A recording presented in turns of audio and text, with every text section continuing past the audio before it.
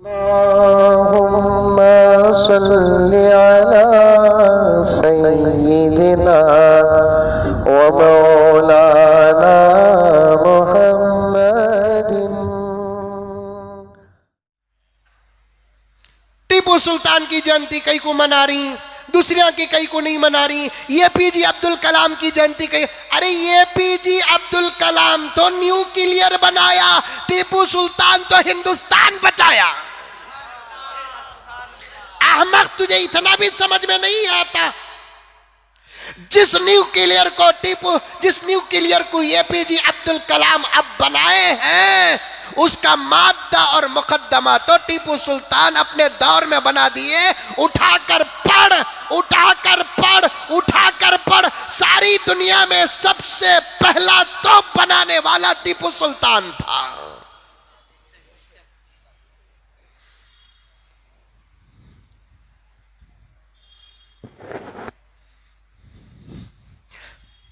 तुम जिनके नाम लेते हो उनसे तो उनके घर की जोरुआ नहीं डरते थे। टीपू तो वो था कि जिससे सारी दुनिया डरती थी।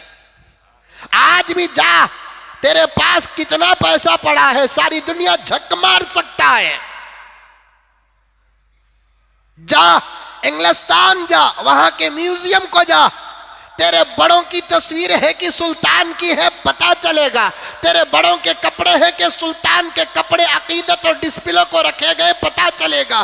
तेरे बड़ों की चाकुआं है कि तलवार टीपू सुल्तान की है पता चलेगा। कारनामे लिखे हुए हैं किसके पता चलेगा। टीपू से इतनी क्या नफरत है पता नहीं है। खैर, नफरत करते रहो, करते रहो। हम तो बाहर करने का इरादा करे थे टीपू की पैदाइश का जश्न। इंशाअल्लाह ताला अगर हमारे बड़े मेरा मशवरा कबूल करेंगे तो मैं कहूँगा कि अल्लाह के घर होते हुए हमको किसी के मोहताज होने की ज़रूरत नहीं है। टीपू के नाम का एक जलसा हम अल्लाह के घर में करेंगे इंशाअल्लाह।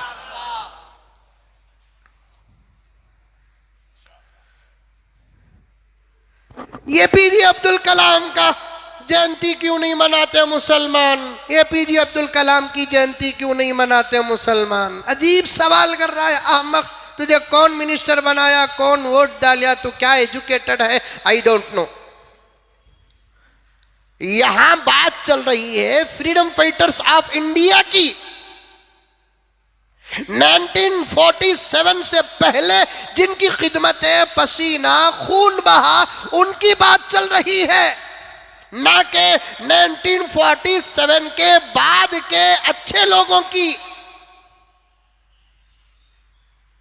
इतनी भी बात समझ में नहीं आती।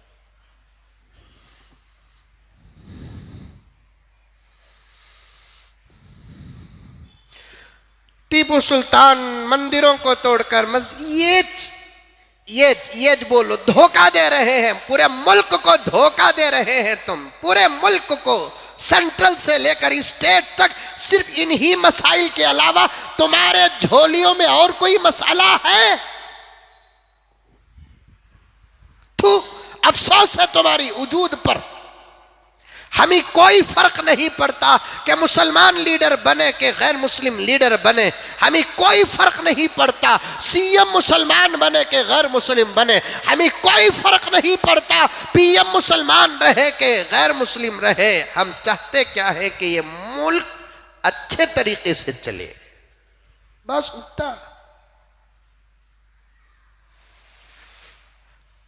तुम्हें अच्छी हुकूमत करो, जबरदस्त हुकूमत करो।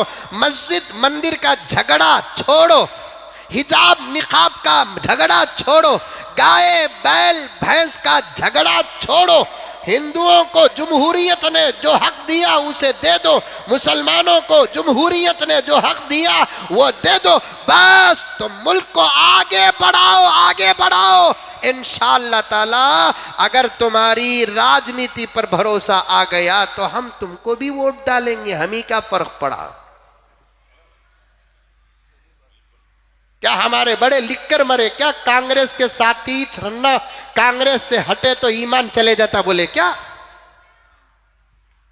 अरे चला, ये बेकार की बातें।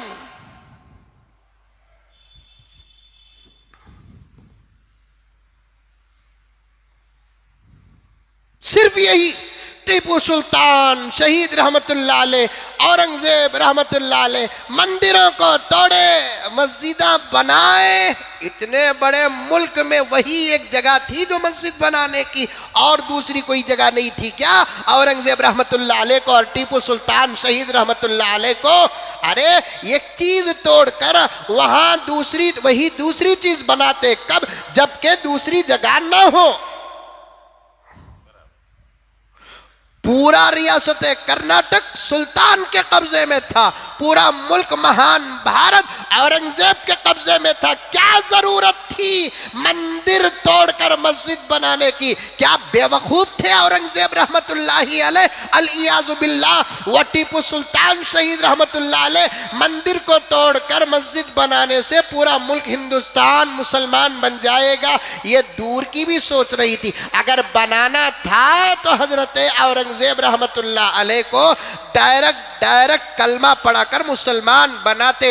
अरे नादानो, बेवकूफो, अहमको, कभी कभी माँ का दूध भी पी लिया करो। तुम नहीं पिए तो अकल साथ नहीं दे रही है। हमारे धर्म का पक्का और पहला उसूल ये है, जबरदस्ती से हम किसी को मुसलमान नहीं बनाते। मुसलमान बनने के लिए रजामंदी पहली शर्त है।